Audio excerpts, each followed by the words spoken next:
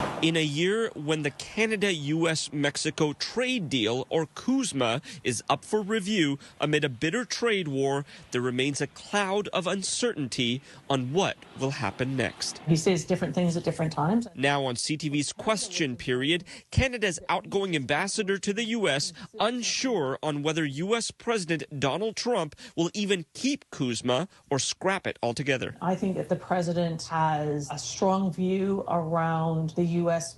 being able to do more itself. How that translates with respect to this treaty, I don't know. The U.S. has tried to do more without Canada and Mexico, announcing a sweeping deal with China in November, a deal where Chinese President Xi Jinping has already delivered on his end of the trade pact, according to the U.S. Secretary of the Treasury this morning. They've completed their soybean purchases. It's my belief that President Trump is the only world leader who Xi respects. While also trying to limit other countries from relying on China, Prime Minister Mark Carney drawing Trump's ire after a preliminary trade deal with China last month. But former Deputy Prime Minister Chrystia Freeland appearing Friday on an American talk show with this message to the U.S. The world's democracies will be really much poorer if you guys don't get your act together. Her take, a deal with China should not be Canada's first choice. Because a world in which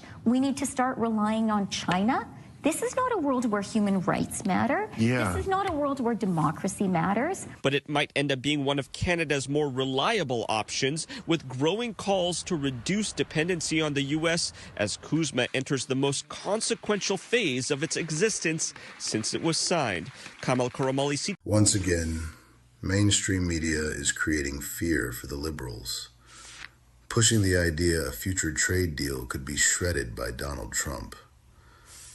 But here's reality.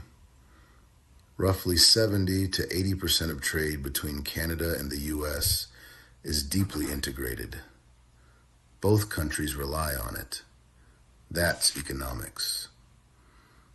What's striking is seeing a former Canadian finance minister on American TV suggesting the U.S. needs to get its act together, while floating the idea Canada may pivot toward China.